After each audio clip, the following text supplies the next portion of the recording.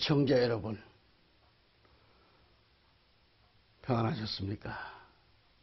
오늘도 호세아 강해 30번째 가정입니다. 오늘도 호세아 7장 10절로 13절까지 말씀을 제가 봉독해 드립니다. 이스라엘의 교만은 그의 얼굴에 증거가 되는도다. 그들은 이 모든 일을 당하여도 주 그들의 하나님께 돌이키지 아니하며 그를 찾지도 아니하는도다. 에프라임은 또한 마음 없는 어리석은 비둘기 같으니 그들은 이집트를 부르며 그들은 아시리아로 가는도다. 그들이 갈 때에 그들은 이집트를 부르며 그들은 아시리아로 가는도다. 그들이 갈 때에 내가 내 그물을 그들을 위해 쳐서 하늘의 새들처럼 잡아내리고 그들의 회중이 들었던 바와 같이 내가 그들을 징계하리라. 그들에게 화가 있으리라. 이는 그들이 내게서 도망하였음이라. 멸망이 그들에게 있으리라. 이는 그들이 나를 거역하여 범죄하였음이라. 내가 그들을 구속하였는데도 그들은 나를 거역하여 범죄하였습니다. 거짓말을 하였도다. 아멘. 애청자 여러분, 지난 한 주간 평안하셨습니까? 오늘도 호세아 7장 강의를 통해 말씀이 은혜가 되고 주의 음성을 듣는 아주 복된 시간이 되시기를 우리 주 예수 그리스도로 축복합니다. 자, 7장 10절 말씀을 보시면 이스라엘의 교만은 그의 얼굴의 증거가 되는도다 그랬죠. 그들은 이 모든 일을 당하여도 주 그들의 하나님께 돌이키지 아니하며 그를 찾지도 아니하는도다. 아멘. 여기서 이스라엘의 교만이라고 했습니다. 잠언서 16장 18절에 교만은 패망의 선봉이요 거만한 마음은 넘어짐의 앞잡이라고 했습니다. 잠언 21장 4절에 보면 눈이 높은 것과 마음이 교만한 것과 악인의 형통한 것은 다 죄니라. 죄요. 눈이 높은 것 죄요. 마음이 교만한 것 죄요. 악인의 형통한 것 다 죄입니다. 본문을 보면은 북이스라엘의 교만은 그 얼굴의 증거로 나타났다 그래요. 지난번에도 언급한 바가 있지만은 이 북이스라엘의 교만은 너무도 추잡하고요. 하나님을 대적하는 패역을 가져왔기에 결국 BC 786년에 하나님은 바빌론을 심판의 도구로 사용하여 북이스라엘은 바빌론에 의해 무참히 짓밟히고 멸망하고 맙니다. 그러니까 북이스라엘이 망한 것은 그들의 얼마나 극에 달했던지 그들의 악이 그들의 얼굴에 교만이 나타났다고 했잖아요. 구체적으로 이 북이스라엘이 왜 이렇게 패망을 당했는가? 왜 이렇게 됐을까? 그 원인은 북이스라엘이 하나님을 잘 섬기며 엄청난 축복을 받았어요. 국가의 경제도 막강한 부강국이 됐습니다. 이 엄청난 축복으로 부러울 게 없는 나라였어요. 그런데 문제는 하나님의 은혜를 저버렸다는 거죠. 하나님께 영광을 돌려드리며 감사를 드려야 함에도 불구하고 그들은 하나님을 떠난 거예요. 그 결과 여로보암 2세 때 이 북이스라엘 백성들은 막강한 경제에 군사적인 힘에 도취돼서 잘 사게 해주신 은혜로우신 하나님을 잊어버리고 하나님을 대신하여 뭘 섬기게 되나요? 우상을 섬기면서 자신들의 부귀와 권세를 자랑하는 등 교만이 극에 달했던 거죠. 이게 악하고 타락된 북이스라엘의 이 작태를 바라보신 하나님은 그들을 향해서 몇 번이고 경고를 보냈습니다. 깨닫지 못하면 멸할 것이라고 경고를 보냈어요. 그러나 그들은 교만으로 도취돼서 그렇게 있기 때문에, 도취되어 있기 때문에 하나님의 경고를 받아들이지 않았습니다. 하나님의 경고를 무시해버립니다. 하나님께서는 이사야서 9장 9절로 10절에서 보면은 모든 백성, 에프라임과 사마리아의 이 거민까지도 알고 교만과 마음의 완악함 가운데서도 말하기를 벽돌들이 무너졌으나 우리는 다듬은 돌들로 채울 것이요 뽕나무들이 잘렸으나 우리는 그것들을 백항목들로 대치시킬 것이다 라고 합니다. 11절에 넘어가면 그러므로 주께서 그를 대항하여 르신의 대적들을 세우실 것이요 그의 원수들을 결합시키리라고 경고하셨어요. 참으로 안타까운 것은 뭐냐, 북이스라엘의 교만한 모습을 보고 정신 차려야 할 남유다, 북이스라엘의 범죄 행위에 동참하고야만 합니다. 남유다 역시 파멸적인 심판에서 벗어날 수가 없게 되었어요. 이 예언대로 남유다는 북이스라엘과 함께 멸망당하고 말았습니다. 예, 청자 여러분, 이처럼 여호와 하나님을 섬기도록 부름을 그렇게 받았지만은 오히려 이방을 의지하고 우상숭배를 범죄하는 자는 멸망으로 끝난다는 것을 여기서 보여주고 있는 거죠. 그러니까 호세아 7장 11절 넘어갈까요? 에프라임은 또한 마음 없는 어리석은 비둘기 같으니 그들은 이집트를 부르며 그들은 아수르로 가는도다 그랬어요. 여기서 에프라임은 또한 마음 없는 어리석은 비둘기 같으니 그랬는데 무엇을 말하는가? 북이스라엘의 행동을 가리키는 겁니다. 그들은 세속적인 온갖 지혜를 다 동원해서라도 자신들의 당면한 오늘의 위기를 극복해 보겠다라는 북이스라엘 백성들의 어리석음을 지적하고 있는 내용이에요. 그래서 이들을 가리켜서 어리석은 비둘기 같다고 비유했던 것이죠. 비둘기의 성격을 보면 너무도 단순하고 아주 의심 없이 먹이를 찾다가 새 잡는 그물이 앞에 있음에도 불구하고 다가서는 거죠. 그걸 못 느껴요. 먹이에 도취돼서, 눈앞에 있는 먹이에 도취해서 말이죠. 이처럼 북이스라엘 백성들은 눈앞에 닥쳐오는 위기를 쉽게 생각합니다.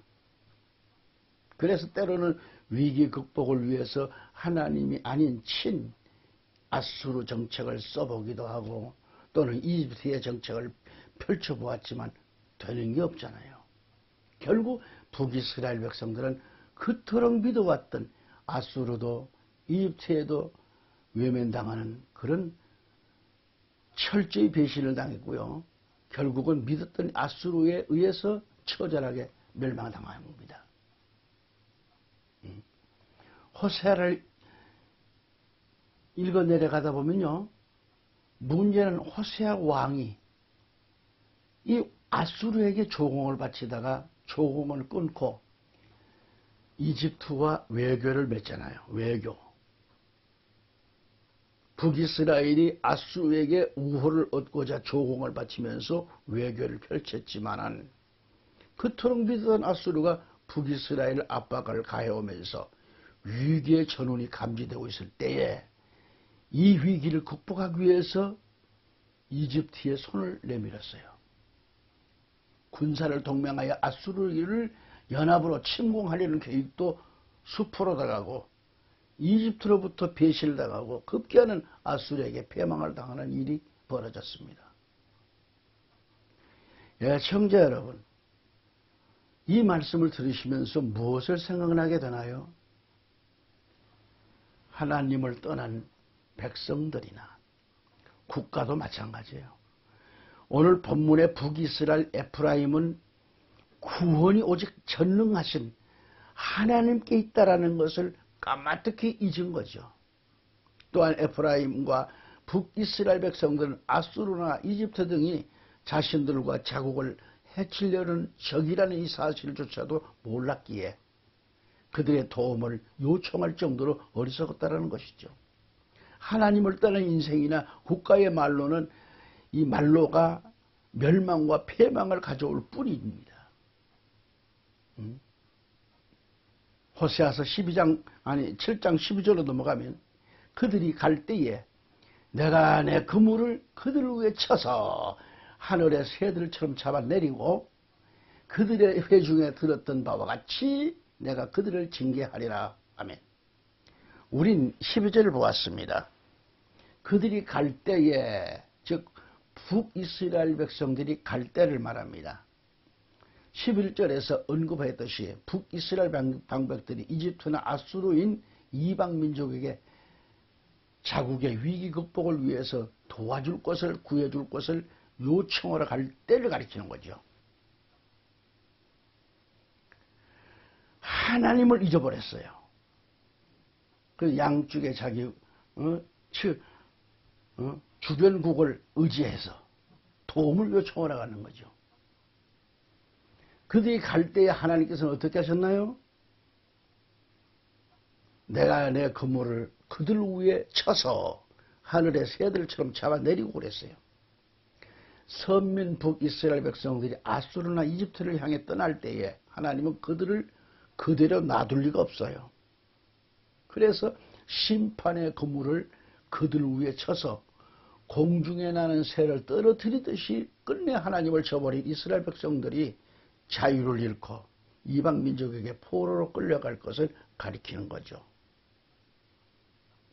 거듭 말한다면 북이스라엘 백성들이 아수르나 이집트 같은 이방 민족에게 구원을 요청하러 간다면 하나님께서는 심판의 그물을 그들 위에 쳐가지고 공중의 새처럼 떨어뜨리겠다는 말씀이죠.